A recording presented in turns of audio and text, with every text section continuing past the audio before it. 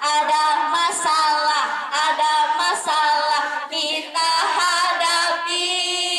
Omongan tetangga jangan pikirin. Tangan direntang, taruh di pinggang, ayo bergoyang. Omongan orang jangan peduli, kita asikin. Tepuk tangan dulu dong buat kita semua.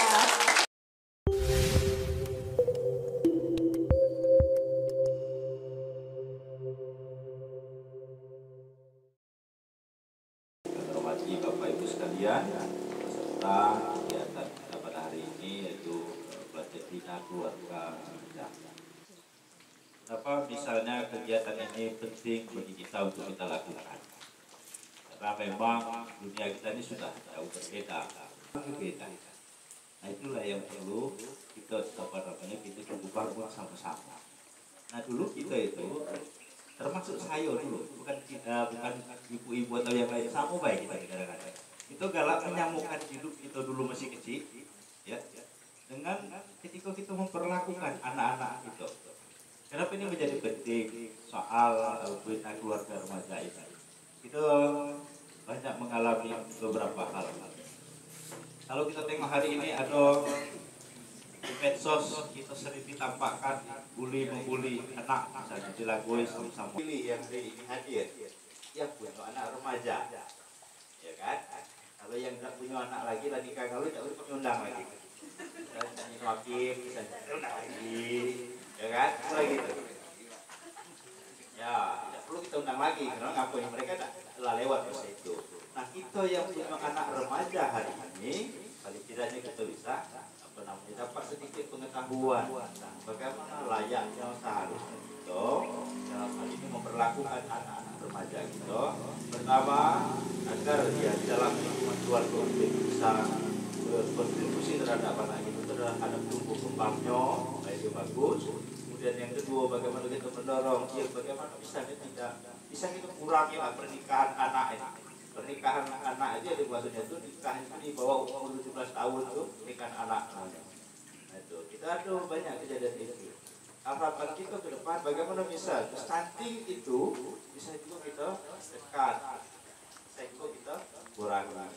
Bahana itu bukan, tapi bagaimana mereka perang remajanya juga bisa kita kawal. Makanya di desa Batu Ampar juga kita coba aktifkan keluarga remaja ini yang dalam hal ini ada Ibu Ratnawati. Itu sudah barang tentu menurut kacamata saya sangat urgen dilakukan. Mengapa?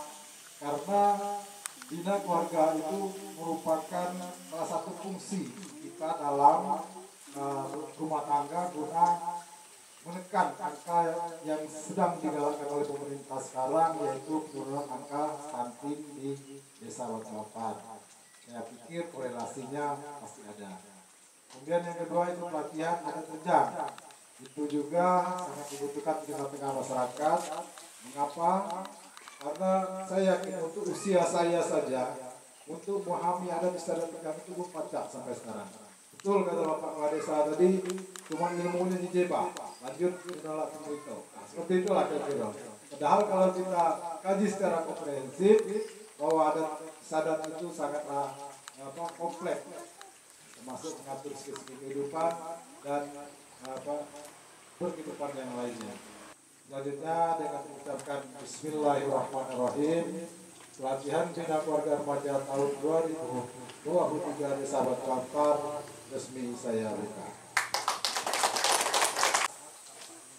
Jadi kita disibukkan dengan kegiatan-kegiatan berkaitan dengan pemilu. Alhamdulillah hari ini saya kebetulan tidak ada kegiatan sehingga bisa menyempatkan diri untuk hadir dalam kegiatan pelatihan ini.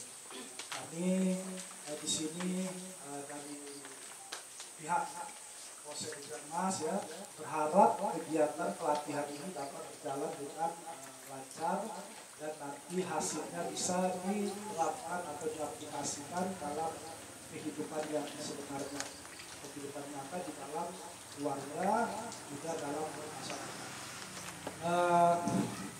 Kami juga dari Polsek Mas ya sebagai APH, para penegak hukum hukum ya, sangat menyoroti sekali kejadian-kejadian yang mungkin terjadi ya, belakangan ini berkaitan dengan tindak pidana, terutama berkaitan dengan perlindungan anak.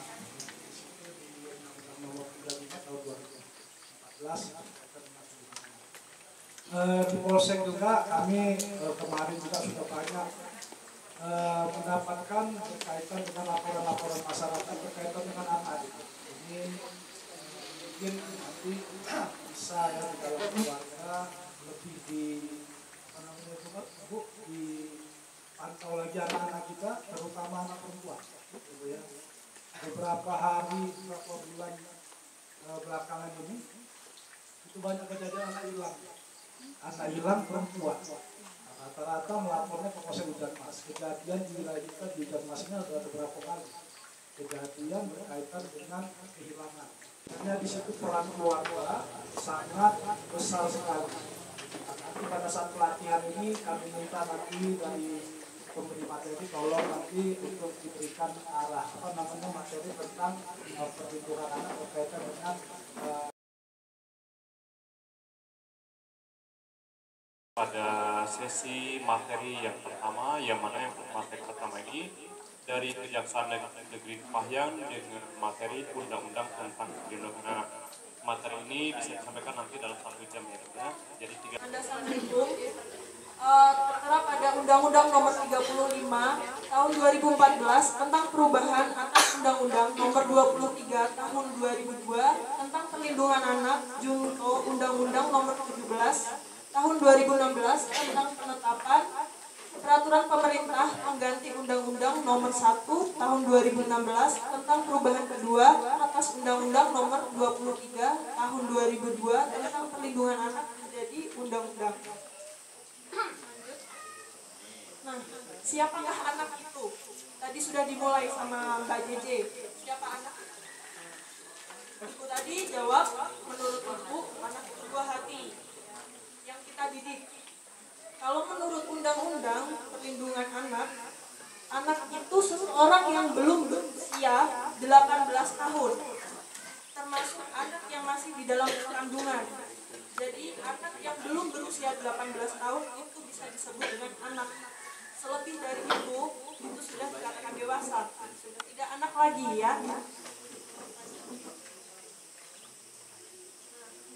Perlindungan anak sendiri. Ibu bisa baca di layar.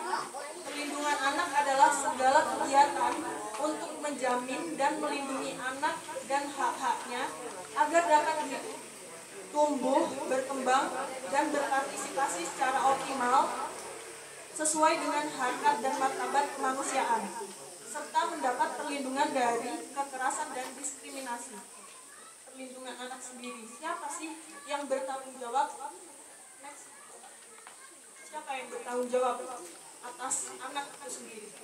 Terdapat pada pasal 20, yang bertanggung jawab atas anak adalah negara, pemerintah daerah, masyarakat, keluarga, dan orang tua atau wali yang berkewajiban dan bertanggung jawab terhadap penyelenggaraan perlindungan anak. Jadi ibu-ibu, seperti ibu-ibu ini, termasuk keluarga, orang tua, harus bertanggung jawab atas anak ibu-ibu sendiri ya. Kemudian adapun rumusan masalah lepas secara bebas karena tentu saja ada pergaulan anak. Pergaulan anak sekarang, pergaulan anak-anak itu sangatlah bebas ya.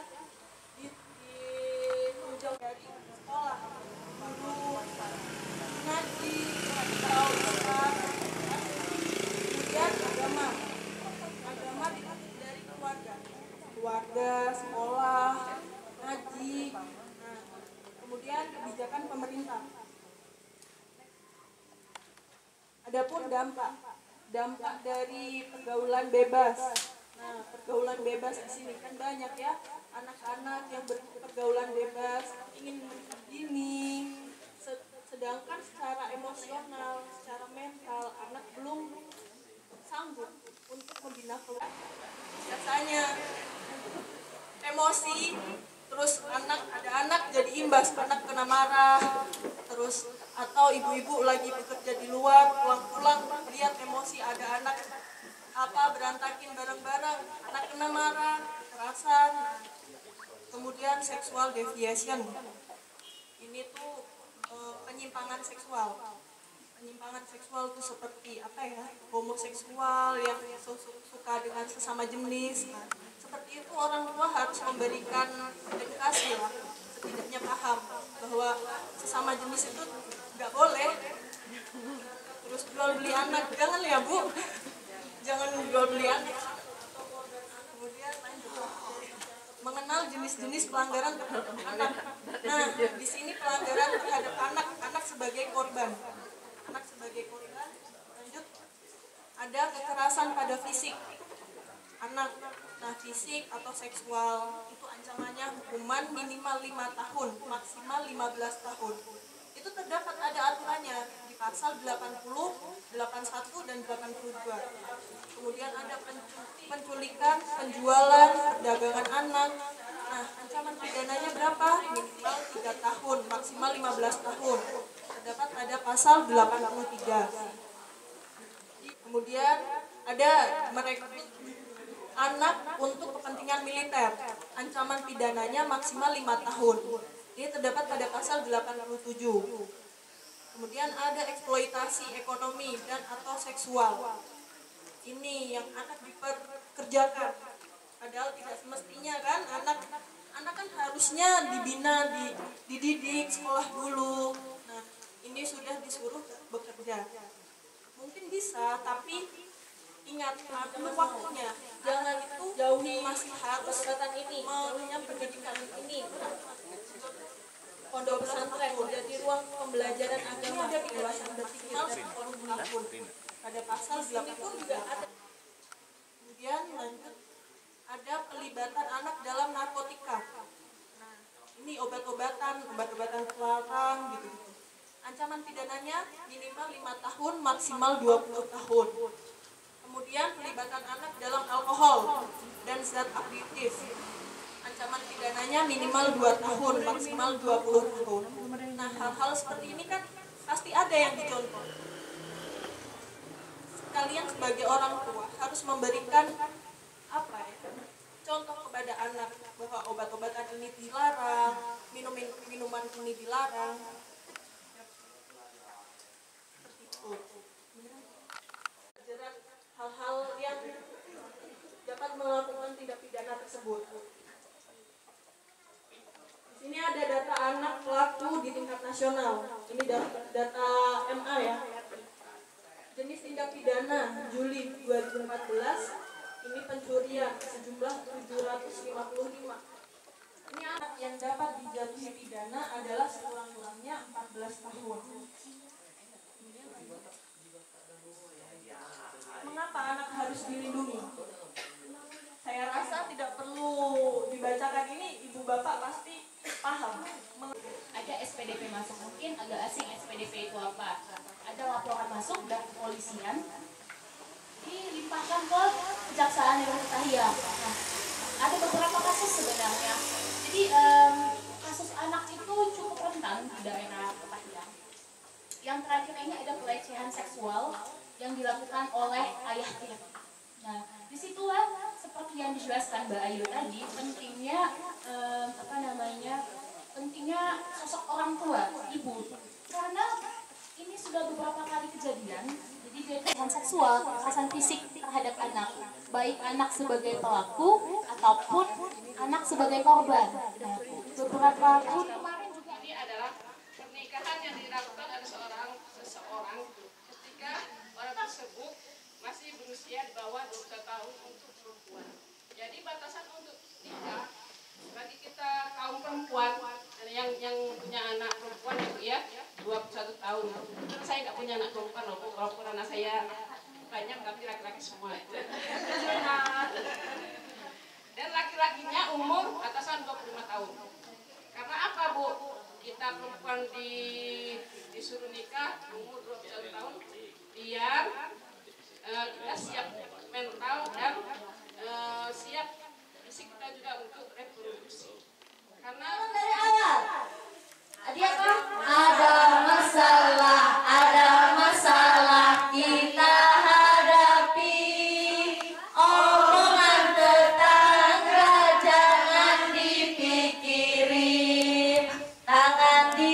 rentang, taruh di pinggang, ayo bergoyang. Ayo mau bergoyang, ayo mau ikutin. Tangan direntang, tangan di pinggang, ayo bergoyang. Ayo kebor ini kalau dihadapkan ya, di sini malu-malu. Iya, ini termasuk pendidikan juga loh Bu.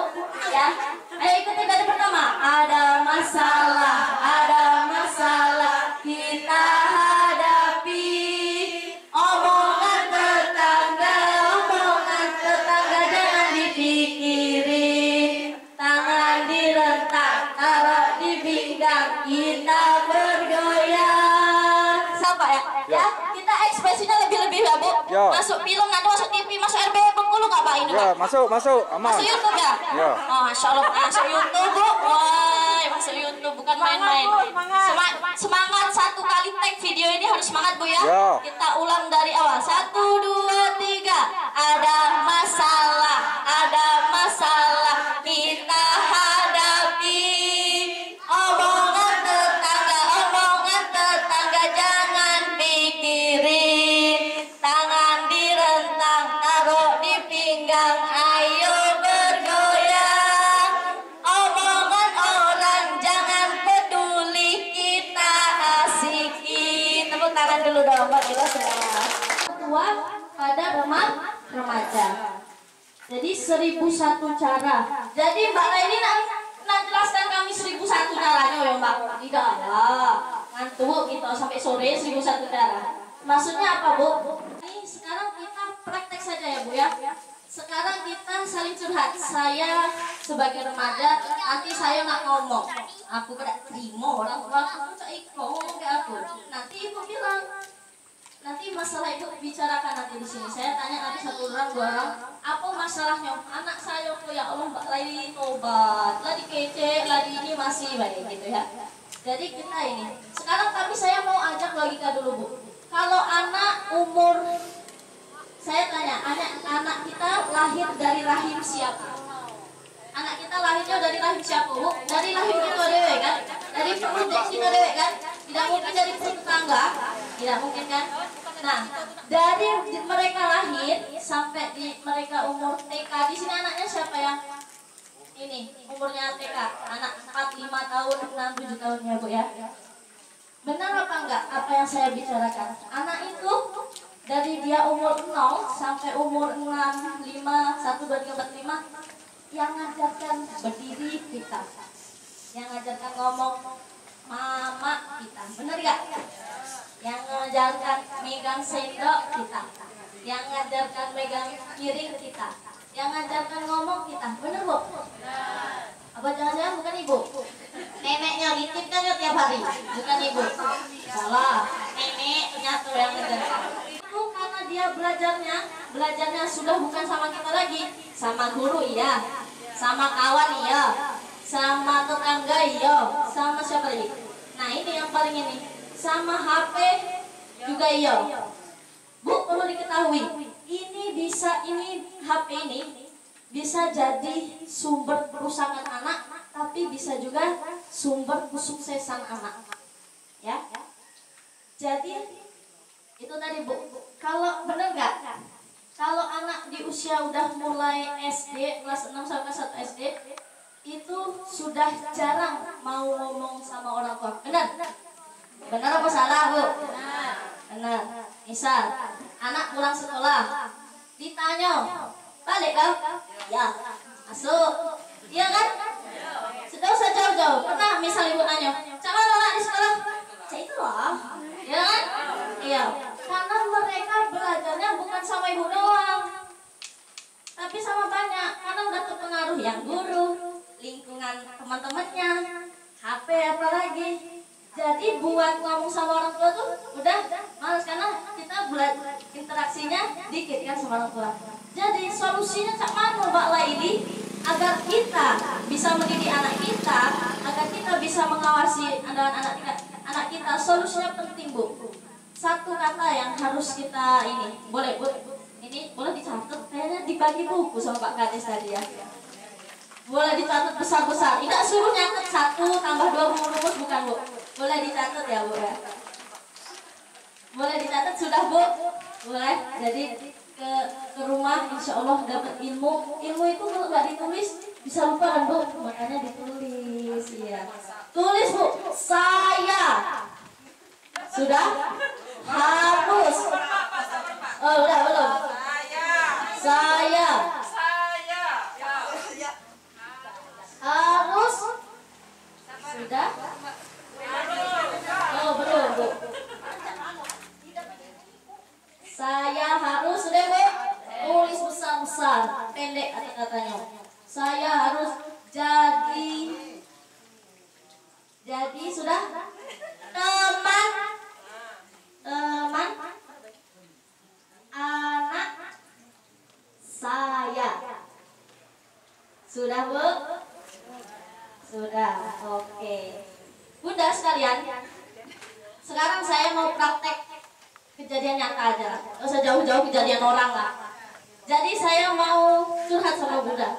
Saya tidak terima. Nah kita ngomong saya tidak terima dengan orang tua saya itu pertama. Ketika saya melakukan kesalahan Bun misalnya. Ya melakukan kesalahan. Nah sudah dari situ diungkit-ungkit masalah dari kecil aku yang kasih makan kau masuk kau ini diungkit-ungkit. Nah sekarang Mbak Leli ini mau tanya sama Ibu ya, apa masalah itu kan masalah saya. Nanti kita temukan masalah saya sudah ketemu, masalah Ibu sudah ketemu, apa sih solusinya gitu ya Bu ya. Nah saya mau tanya sama Ibu siapa namanya? Ibu Deni, apa sih kira-kira kalau saya cuma satu tadi ya masalah ketika saya melakukan kesalahan diungkit-ungkit sampai misalnya masalah kau dulu ini tidur nendang aku katanya gitu lah segala macam. Nah dari kecil ini tidak tahu diri segala macam gitu. Nah perlu disadari ya Bu ya, jangan yang harus kita tanamkan jangan merasa orang tua itu anak itu punya banyak dosa sama orang tua. Tanpa kita sadari orang tua tadi juga punya banyak dosa sama anak, seimbang. Oke? Nah sekarang saya mau tanya Bu, apa satu aja sebutkan satu masalah yang Ibu susah banget ngadapin sama anaknya, terutama anaknya yang remaja. Suruh belajar. Saya tanya lagi sama Ibu yang peneliti. Ya suruh belajar susah. Suruh belajar susah lagi sama. Kemudian saya tanya lagi sama Ibu yang pakai baju hijau apa Bu? Masalahnya ngeyel anaknya. Tadi kayaknya udah tanya, katanya sebelum dia kali ke rumah HP telah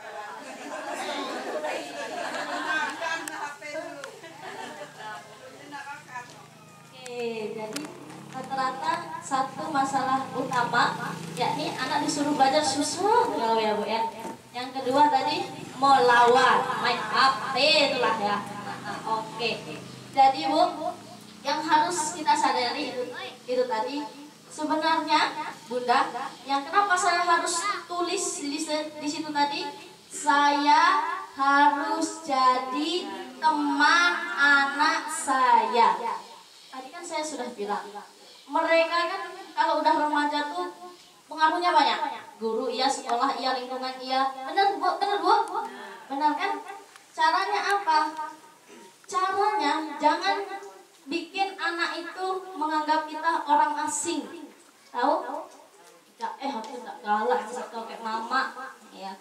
Aku tak galak. Kalau aku tadi inilah, aduh ditampar kayak ini aku tadi biarlah aku tak galak cerita kayak mama. Aku cerita kayak ini belah. Ayang beb aku lah misalnya. Ya aduh. Ada di sini Bu anaknya lo di pacaran. Banyak. Nah, oke. Nanti kita bahas lagi. Yang ini tadi Bu, karena dia nggak nganggap ibunya ini sebagai teman, akhirnya dia ceritanya sama orang lain. Dia apa-apa ngadunya sama orang lain, benar kan? Misal, anak kita mohon maaf nggak dikasih pendidikan tentang Pak Kades di sini ada ini nggak? PR nggak? Pusat Informasi Konseling Remaja? Ada. Nanti anak-anaknya Bu langsung daftarin ke Pak Kades. Gratis kan Pak daftar PR? Nanti di PR itu Pak, Bu dikasih edukasi tentang yang dibahas Bu Penti tadi. Apa reproduksi anak, cak mano sehatnya, cak mano belajarnya, cak mano meraih kesuksesannya, semua dijabarkan di situ. Anak kita kadang kalau nggak dikasih tahu, digrepe-grepe orang, oh maaf apa yang dijelaskan Pak Jaksa tadi, yang bapak tiri lah, nah inilah anak kita, temennya anak kita. Pokoknya kuncinya sekarang yang harus diterapkan itu apa Bunda?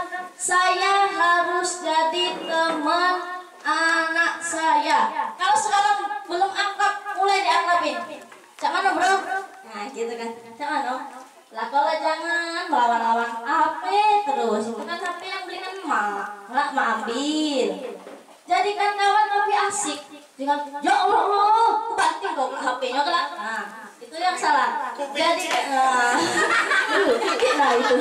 Nah kalau anak benar kata Bu Jaksa tadi, semakin anak muda semakin halah. Gak usah jauh-jauh Bu. Mohon maaf walaupun saya udah belum punya anak ya Bu, tapi saya sudah belajar mendidik anak itu dari yang umur 3 tahun, 1 tahun, 5 tahun tuh.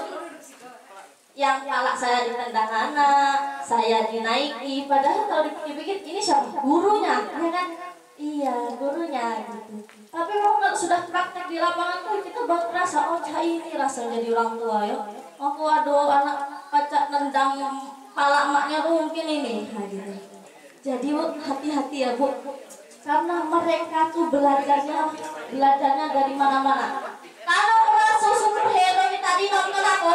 Nonton film apa sih?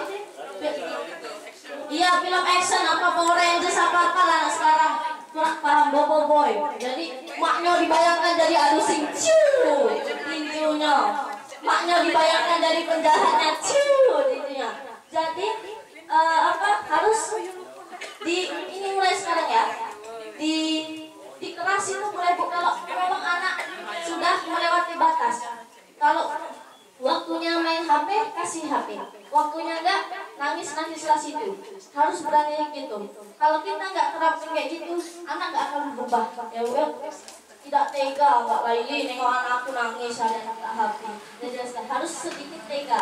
Ya Bu, demi apa tadi? Kalau kita enggak tega tadi, imbasnya itu kita, gitu ya. Jadi mulai sekarang nanya sama anak kelakar.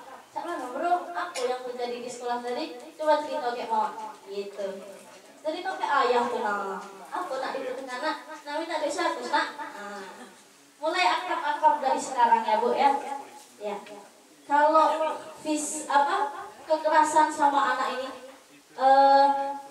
jangan dipikir cuman mukul baik. Kenapa? Gak usah jauh-jauh, kita praktek aja. Anakku di sini anaknya siapa lah udah SMP Bu tunjuk tangan. SMP. Lanang apa Tino Bu? Tino. Tino tuh di rumah suka bantu ibunya enggak? Suka bantu. Malas. Oh ibu yang gunung hijau malas ya? Malas. Ada yang jadi kita praktek. Malas juga Bu anaknya. Nah itu kadang-kadang satu solusinya kalau anak malas. Pertama, dari kecil kita nggak ngajarin sama anak, bener nggak? Dari kecil diajarin nggak? Nah, yang sedikit. Nah, malas. Udah dulu. Nah, kita ini aturan dulu. Nah, kedua, kalau anak melakukan sesuatu, udah usah jauh-jauh. Anak dari umur SD nyoba ini kan, bantu maknya masak. Potong-potong ini, jadilah potong dengan mudah-mudah. Aku pusing, kau mau makin nambah aku pusing, kerjaan aku pusing, gak bantu. Anak lanang Ica-ica nyapu kamarnya. Ih, kesambet setan apa? Kau nyapu gitu. Kau biasa nyapu, kau makan apa kau? Ngajak nyapu itu malah disindirnya itu kan? Malah jadi anak, aku kan jadi, setelah situ aku nyapu malah disindir-sindir, itu kan? Nah itu tadi, biarkan Bu, anak nyuci piring, minyaknya udah bersediakan.